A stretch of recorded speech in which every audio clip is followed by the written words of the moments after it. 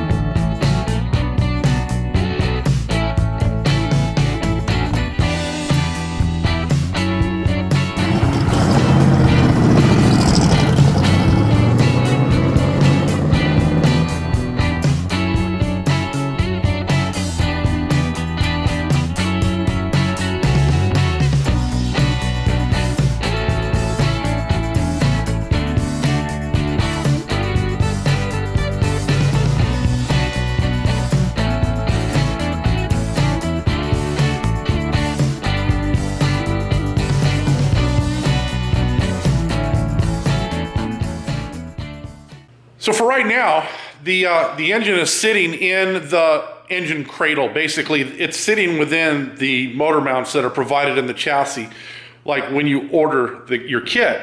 So it's sitting right in here on both sides, and I've got the nuts just kind of on there with the washers backing them up. Now keep in mind, we lost the nuts that were supposed to be on there. So ours may not look like yours. I had to source new hardware for the nuts and the washers.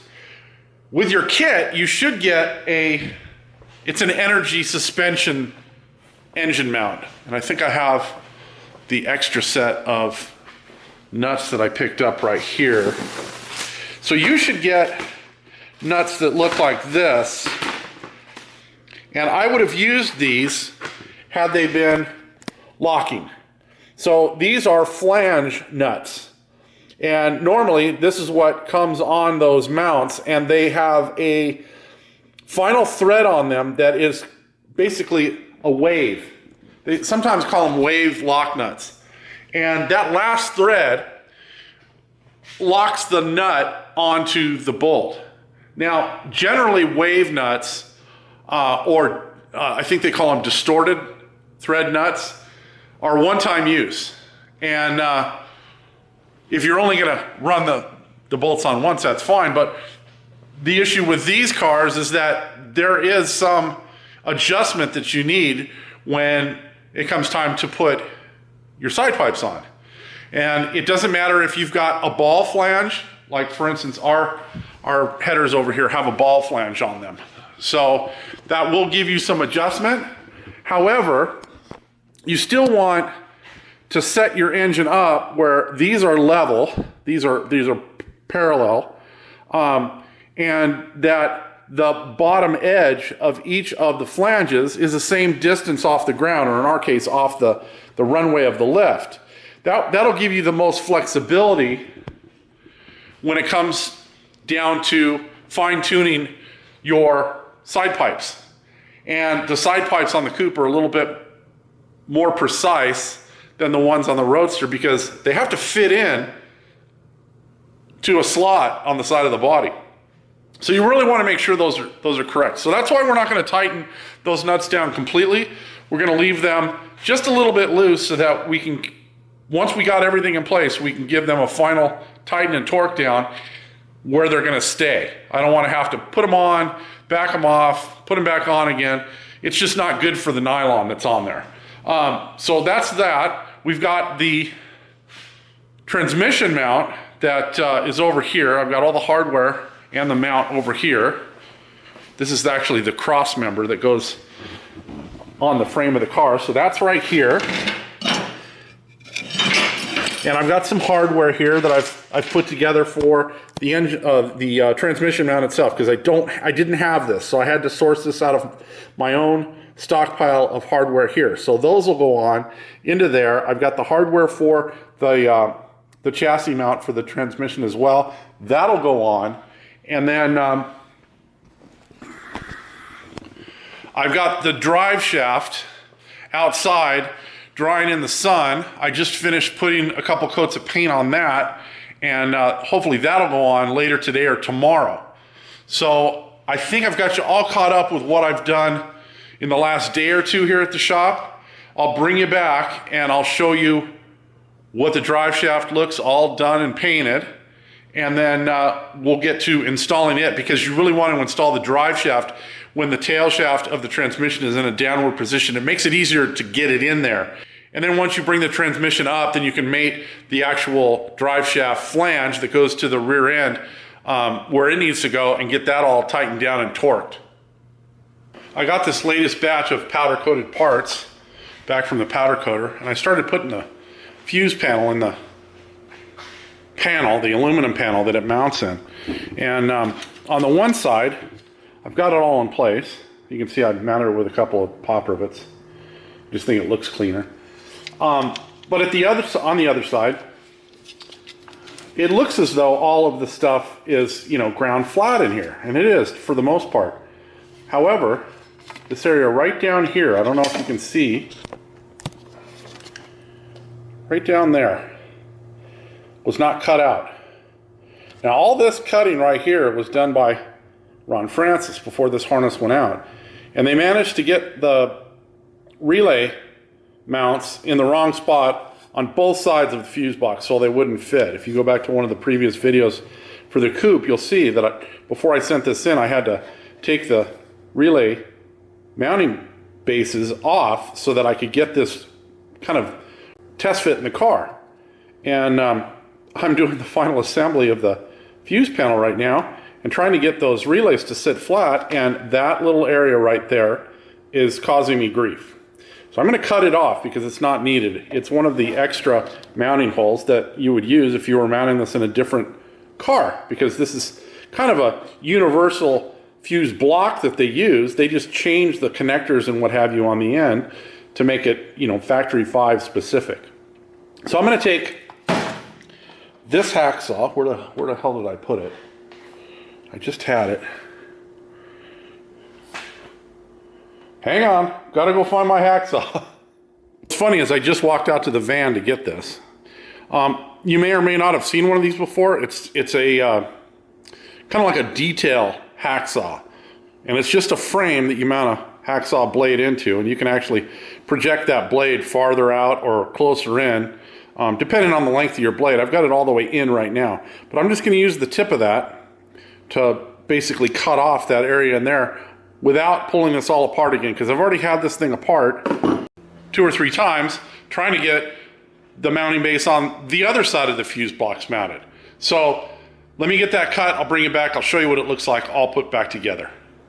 I went ahead and I mounted the fuse box in the car, and if you look right here, that's that little ear that I cut off in order to get these 2 mounting bases for the relays mounted in the car. One is for the horn, and this one over here is for the cooling fan. So if you're not using either one of those, you can even diet those out if you'd like. I'm leaving these in the car. We haven't decided what we're doing for a cooling fan yet, but even if we go with a higher amperage cooling fan and have the Holley control it, I can leave this one in the car. I can use this circuit, this red, later on. This is a 30 amp circuit, and we could use it for something else. The relay over here on the other side is for the fuel pump, and we're going to leave that pretty much just as it is. We are going to tie our Holley system into this, and then this is going to trigger our fuel pump to turn on and then shut off when you turn the ignition off. So the fuse box is kind of in the car. I've got it mounted with a couple Clecos for right now, right there and right there. And then I've got my 2 brackets right here that I need to put in the car. These are the 2 brackets I fabricated earlier before these went to powder coat. So I'm going to go ahead and get those done as well. And I might bring you back, show you what it looks like all complete. All right, my brackets are all mounted. So you can see I've got, I don't know what we consider this, the inside bracket right here. And there's a cleco holding it right now. It's actually going to get some of those black trim screws, and that's going to hold it in permanently, unless you have to obviously pull the fuse panel down. And then I've got one over here as well. So one right here. There's a cleco holding that in, and this bracket's right there, so you can see that. And this thing is rock solid. So I can push down on this thing and it doesn't move at all. Once I'm positive I'm not going to have to move this thing or pull it out. For instance, I'm probably going to wire in the fuel pump relay before I mount it permanently.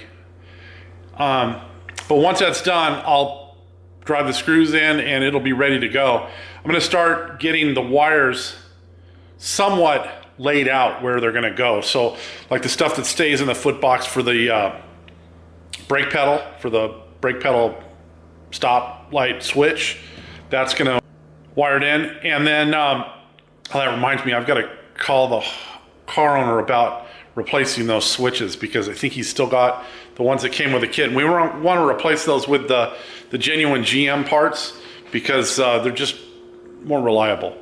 But I'm going to get this stuff kind of squared away and kind of laid in place. And I've got the drive shaft. I had a good conversation with the car owner the other day. Careful, it's a little dark out here. Get me a light on over here. Anyways, I had a conversation with the car owner the other day, and he told me something that I didn't know. And that is that whole engine and transmission have been in the car once before, I believe before the engine was finished. So basically when they bought the engine, they bought a takeout engine from, what did I say it was, LKQ. They mated it up to the transmission, clutch and all, put it in the car. I guess for test fitting. Anyways, they also put the drive shaft in place. Now, that may not be the reason, but the drive shaft just took a beating. I mean, the paint that was on it, and there's not a whole lot of paint, even if you have a custom drive shaft made somewhere, they put on just enough paint to cover the metal and that's it. This one took a beating, and it was so scratched up. In good conscience, I couldn't put it in the car like that. So I took it outside today, and I've got it all painted up so it's nice and shiny now. It'll go back in the car. So what I did is I had the rear transmission, I'm going to turn this light off, mount all in place and bolted in. And then this is just a matter of me being too cheap to leave the lights on when I'm not in a particular area of the shop. The transmission mount, the one in the back, I had it all in place as I was fitting everything, because I wanted to make sure everything fit, that the drive shaft was the right length, all that kind of stuff, the angles in between the transmission and the rear end, because this is a fixed rear end because it's IRS. I wanted to make sure all that stuff was right, so that if it wasn't, then I could space the transmission and do all that stuff. But it looks like it's really close to where it needs to be, so I don't think we're going to have to do a whole lot. Anyways, I had the transmission kind of lowered down after I finished and pulled the drive shaft back out, took it outside to paint it. So right now, it's just kind of held up with the bridge jack. And I'm going to keep it there until that's ready to go back in, and then I'll probably bring you guys back tomorrow. I want to get the drive shaft back in the car. I picked up some hardware, so I went to our local specialty hardware store, and I forgot the damn bolt that I was missing for the transmission. Anyways, I bought drive shaft bolts. So the ones we had here were the same thread and pitch, but they're just too short, and I didn't feel comfortable using those. So I went ahead and I got 4 brand new bolts of the proper thread and pitch, and those will be going in when that drive shaft is all dry. So it should be dry by tomorrow. And we'll go ahead and we'll put that in the car, get the rear transmission mount all squared away. I'll show you the driveline angle and why I believe it's all good. And then we're gonna level the engine, more or less. And then once that's done, we'll go ahead and we'll tighten up the motor mounts. And then any fine tuning we have to do later, we'll just back those nuts for the motor mounts back and then adjust. And that's simply gonna be to adjust any issues that we might have with side pipes. I'm gonna let you guys go. I will catch up with you tomorrow when we're getting the rest of that driveline stuff squared away. All right, welcome to tomorrow, everybody. I'm gonna show you how to tighten up the drive shaft adapter that comes with your kit if you're using the IRS in the car. And you can do this even if you don't have your emergency brakes or your brakes bled. This allows you to get the torque that you need on the bolts. And so right here what I've done is I've put a couple of temporary bolts in right here, just sticking out far enough to get my bar in between two of them and down to a point that's not going to move. And then as you can see, I've got my torque wrench already set. I think I've got it set at 85 pounds. I can get that in there, up there, and you'll hear it click. So I've done that on all 6 of the bolts that hold the adapter to the yoke. And I've been using red thread locker on all the bolts. Now, the previous builder put paint on here. And I believe this adapter is either made out of stainless steel or it's anodized. And I don't think you need to paint it. Even if it was just raw steel, it's gonna be fine. I mean, the bottom line is, if you look at like the rear end housing in a standard like modern F-150, they don't paint the rear end housings. They're just left raw, cast iron and steel, and they rust from the outside. But generally it's just surface rust. So I don't see a need in painting that adapter because you can see they test fit this engine and put the drive shaft in and all that and knocked half the paint off of it anyway. So what's the point? I did get the drive shaft painted yesterday. I've got it over on the runway for the lift. I don't know that I'm gonna get it torqued down today. I'm gonna primarily just work on getting the transmission cross member in and get the transmission mount in place and get that all bolted up. And then I'll work on getting the bolts torqued for the drive shaft tomorrow. The drive shaft will go in right now, but I'm not gonna worry about getting all that torqued and everything because I'm running out of time this evening. I'll bring you guys back tomorrow and show you how I do the drive shaft. Again, I wedge something in between the yoke portions of the drive shaft where the universal joints go, and I'm able to get the torque I need in order to get all of the bolts tight. And again, I used red or full strength or super strength thread locker on all this stuff so that it's not going to come off. And then again, you want to make sure you use the proper torque values for all this stuff. What I found when I looked in the manual, it said anywhere between, I think it was 80 and 85 pounds. So I just went to 85 pounds, tightened them down, they're good. It is the next day, and today I've worked on the drive shaft. So yesterday, I believe I was working on the drive shaft adapter. That's that puck. It's this metal puck that goes inside the output of the 2015 and later Mustang differential. And this piece is provided with your kit to adapt it to a more traditional 4-bolt drive shaft. And so I got the puck in yesterday. I showed you how to torque that down. I did the same method to torque down the drive shaft bolts. As I said, I sourced these from the local hardware store that I go to for like specialty hardware. And I got these 4 bolts in. I did install these with the high strength thread locker. So that's the red. And they're in there. And I torqued these to 90 foot-pounds, I believe is what it was. Now, you got to be careful when you get up to these higher torque ratings for some of these bolts, especially the ones that are these cap screws with the Allen, the Allen key type wrench that you're going to use in these. I'm using a socket, of course, because I needed to put it on my torque wrench.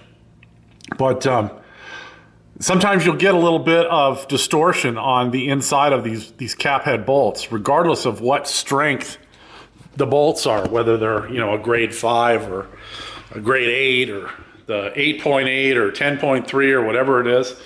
And so keep that in mind, because you start torquing those things down, especially if you're getting close to their yield strength, and it's going to deform the outer head portion, if that's the type it is. If this is a standard hex or even a 12 point, or it's going to distort the inside of those cap head screws that use an Allen key. So if those ever have to come off, I've got one bolt that it distorted as I was tightening it down. Now it'll probably come off with no problem, but you wouldn't be able to reuse these, because now you've distorted the inside of that, and your Allen key is probably going to shift and skip, round out that inside if you get on it to 90 foot-pounds again. So I had only one of those that started to do that, and it's probably because of that high torque rating. I wish that they would provide like the Ford bolts. The Ford bolts are a 12 point, and so you need a 12 point socket, of course, to do that, but it gives you 12 points to catch the outside of that bolt and put that much torque down on it, where you can see there are only 5 flats or 6 flats inside the inside of that Allen socket head. So that's some of the reason you get that distortion. Even a 6 point, bolt or standard hex nut would have probably held up better, because it would have a greater contact surface. But then again, you'd have to be using a 6 point socket, which most, if not all of my sockets are. And so you get a better torque strength on them. I'm not trying to lecture anybody. I'm just letting you know that if you put that kind of torque on those cap head, socket head, bolts that are supplied with your kit, you may get some deformation on the inside of them. So watch out for that. I think that's about all I'm going to get done here in the shop tonight. I've got to take care of some paperwork for a job that we did a couple days ago for our friends over at Alternative Hose, and I want to get that billing out, and so I'm going to do that right now, and I'll probably be back on the coop tomorrow, probably early afternoon. We'll see. All right, it is a nice rainy Sunday, everybody, and I'm back here in the shop, and I've been working over this holiday weekend, long holiday weekend. The holiday was on Thursday, and so we've been spending our New Year's working. Anyways, I've been talking back and forth with the car owner about another parts issue. I've got a list of parts that I'm going to actually email over to him later this afternoon, but we don't have an accelerator pedal for this car. And it's just one of those things. I'm sure it came with the complete kit, but it did not make it over here to our shop. And so I have nothing. I have no hardware to mount it. I have no pedal itself. So what I did is I went through some of the boxes that I have here for parts that weren't used for a particular build. And these are parts that, when the end of the build rolled around, I asked the car owners what they wanted to do with the parts. They either sold them to me or they gifted them to me. And so I have this pretty nice low car pedal that I believe we initially were going to try to use in a Mark II. I think that was Tracy's car. It was one of the earlier builds that we did. And so I've got it here. It's really in good condition. And what we're going to use it for, it's going to work out perfect. We're going to basically use it as our donor to modify into a pedal, so we can have all 3 pedals match. So here is said pedal. You can see it got a little scratched up on the face here because it's been in a, one of these plastic totes for a while. And it's not perfect, but it's pretty close to. And what we're gonna do is we're gonna take one of Mike Forte's AC pedals and we are going to mount it to that pedal right there. And then we're gonna get, this will be an orphan pedal. And we're gonna get another 2 of these, a set, and we're gonna use those for our clutch and brake. And then once we get those all kind of placed in the car, we're gonna get the car owner out here, have him sit in the car with the seat in place, and we're gonna check our pedal placement. And if we have to, we'll end up using some of our custom pedal spacers to move the pedals over one way or another. But here's where I ran into the issue. The previous car builder, I feel, jumped the gun. And, if you've never built a car, as a matter of fact, I just spoke to a car owner yesterday, and we kind of lamented about this because, he said to me, well, this is the first time I've ever built a car, and that's why, I'm putting your turn signal in after I've got the dash finished. And by the way, our turn signal is completely retrofittable in a complete car. So even if you're mid-build, or even if your car's been on the road for years, you can retrofit our turn signal. But we were kind of, talking about the fact that if you've never built one of these, you don't know any better. And so you can get all these conflicting stories on all of the different Facebook pages and all of the forums and everything else because, everybody's way is the way to do it. And I don't necessarily agree with that. When it comes down to the bones of the car, they pretty much all go together the same. I mean, it's hard to, bolt the brakes up wrong or bolt the control arms wrong and, stuff like that. But when it comes to the custom touches, that's where you really get yourself in trouble because if you've seen something on someone else's car and you want that, but it's not completely explained in a particular build thread or in a video or something, you're not going to know how to do it. And so you're just going to take your best shot and you might get yourself into trouble. As far as the panels on these cars go, I always leave off the side panels for the foot boxes, and there's a reason. So for instance, this side panel's been mounted to the car, okay? And if you've built a coupe, you understand that there's a particular order in which you have to overlay your panels. Now that's not to say you cannot drill this and cleco it and remain it removable during your build. And then when you get ready, and you're done in your foot box, that's the time where you slide this panel behind the front panel, get your silicone adhesive and everything ready, get that panel in, and then pop rivet for the final time.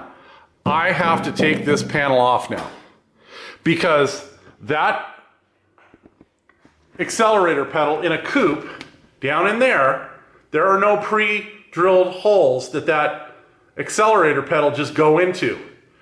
I was looking at the instructions for accelerator pedal installation in the build manual, and as a matter of fact, it's page 189, and I looked in both of the PDF copy of the instructions that we have right here, so I have a complete set, and I thought these were probably, most likely updated, but I have a whole basic manual here. This was the PDF download. And then I have the actual bound instructions here in this book. And so if I go to page 189, this is 179.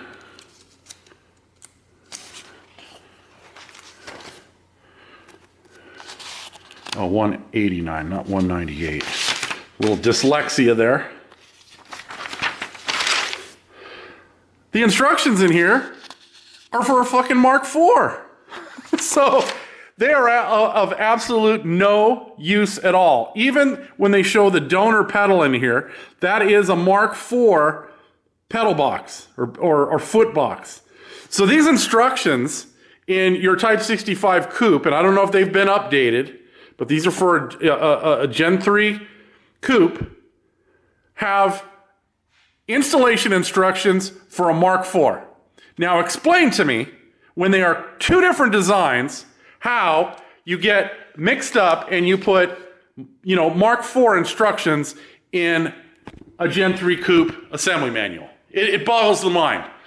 So I've said this before, I'm probably one of Factory 5's biggest cheerleaders, but shit like that just makes it harder for someone who's never built a car to figure this out. And then on top of that, not even to have pre-drilled or pre-punched any mounting holes for a standard accelerator in the chassis. So I have to go from pictures and other forum posts that I can dig up to find out exactly how that accelerator pedal is going to mount in there. And that pedal right there is almost identical to the same one that Factory 5 includes, except theirs is a cheaper version of it. You know, theirs is a different offshore company. I think the Locar one is actually made here in the United States. The one that they supply with the kit is probably made in China. And it's thin and it's bendy, and I've done videos on it on the past about how to make it better, but I didn't even get that with this kit when it arrived here.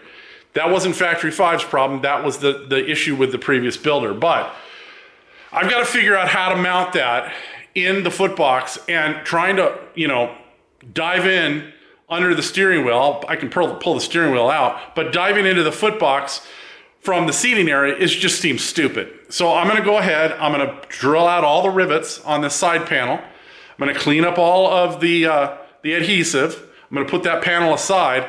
I may, because now it's gonna be off, I may have it repowder coated if I can't get all of these scuffs off. I'll leave that up to the car owner. But I'm gonna be pulling this off, and so the next thing you'll probably see is that panel off. And I'm gonna try pre-fitting our pedal, because it has to work its way around the steering shaft, and it has to, you know, kind of fit in there. There's no pre-drilled hole in the front of the footbox either, like there is in the Mark IV. So if you're using the supplied aluminum with the Mark IV, there is already a hole that the cable mounts in. I don't have a cable either, so I also have to size the cable for our system. And so this whole thing kind of just turned into a shit show. But I'm gonna work on getting that panel off. You can see I've got the passenger side panel off, and it's gonna remain off until I get all of the AC stuff and what have you figured out before I put that panel on. Because I don't want to have to worry about you know, crimping lines and all that, and then have to go back and pull it all apart later because I jumped the gun and put the panel on too soon. Two of the hoses are going to come out of the front of this side panel over here, but I can put the panel in place with Clecos, measure for those hoses, and then pull the panel back off, get my hoses all crimped, and then do one final assembly, and I should be good. So if you coupe guys are out there and you're building your car, keep these side panels, the one on the passenger side and the one on the driver's side, removable until the very last minute, even to the point where you're putting sound, heat and sound mat and carpet on them, because it makes it so much easier to do that kind of stuff in here with this panel off, rather than having to dive in through here and get that stuff taken care of from the actual cockpit of the car. So I will catch up with you guys once I get that panel off, and I'm gonna see about pre-fitting that accelerator pedal. All right, really quickly, I want to explain why I'm using the pedal that I'm using, because I actually pulled 3 pedals down from the upstairs mezzanine, 2 of which were donor pedals, which, if this did not have a Wilwood pedal assembly in it, I believe would work. But because the mount's still there, the holes for the mount are still there. However, because it has a Wilwood pedal assembly, it conflicts with the brake pedal on that assembly. Now, I'm not quite sure how you would mount a donor pedal box in this driver's side pedal box. I've never done a Gen 3 coupe with anything other than the Wilwood pedals, or anything other than a Coyote using the Coyote control pack. That's why I'm having all this issue with this standard accelerator pedal, because the Coyote pedal would bolt right in. It's not an issue. But because we're having to use a mechanical style accelerator pedal with this Coyote, it's kind of throwing everything in a tailspin. So Here are the two pedals that I pulled down from upstairs. One is a completely unmolested donor pedal. This is out of a probably 87 through 95 Ford Mustang, full length. Stock plastic pedal is still in place at the bottom. This is a modified one that I think we pulled out of, this one out of Michael's car. And so it has an aftermarket. It's still a Ford pedal. You can purchase these in the aftermarket, but it has been shortened. So if I show you the two pedals next to one another, you can see one is shorter. So this one is cut right here, and then the pedal is reinstalled in it. And that's the way you had to do it for a Mark III and a Mark IV, because if it's full length, it just projects down too far. So that's how it was modified in the earlier cars. But I can't use either one of these in the Gen 3 Coupe with that Wilwood pedal assembly in there. It conflicts. So you can see I've got the panel off. I'm going to put this safely to the side for now. I'm going to see if I can get some of these scuffs off the bottom without having to repowder coat it. The tool that I use for this, I mean, it's really easy to drill out the pop rivets. Anybody can do that. For these ones up here, because you're getting on top of this, you're not going to want your drill chuck to rub the top of the panel. So I just use a 6-inch long drill bit, 1/8 inch in diameter, to drill those out. And I actually used it over here too, because I didn't want to contend with the hinge bracket. But I drilled all that out, and then I take this screwdriver here and pop the corners. So I popped this corner right here, and I popped this corner back here, and then I managed to get this flat tool. You can see this is just an old putty knife that's been thoroughly used to the point where the corners are rounded, but it works perfect for this because it's stiff enough that it'll allow me to kind of wedge and pull the panel off a little bit as I'm pushing it through and breaking the contact of the adhesive behind it. And I used it in two positions here. I actually used it for this outer panel to get it off of the panel that we were removing, and then I came in from the inside and I managed to pop the panel loose that we needed out. So that worked pretty good. I think I'm going to leave this one here. We'll pick up pretty much in the same place on the next video, because I've got to find a way to get that panel mounted in there. And so I'm going to have to kind of, I got to find a way to temporarily mount it before I drill more holes, because I don't want to make Swiss cheese out of the mounting base for it. But as soon as I've got that kind of figured out and squared away, this video will pick up right there. And then we'll probably continue on getting some of the wiring down the tunnel. And if I haven't made it clear enough thus far about how we got the transmission and the drive shaft in place, I'll go back and I'll kind of do a review on that as well. So I think that's where I'm going to leave it. As always, if you guys are enjoying the content here, please do the like, the share, the subscribe, all that kind of stuff. We'll see you next time. Have a great day.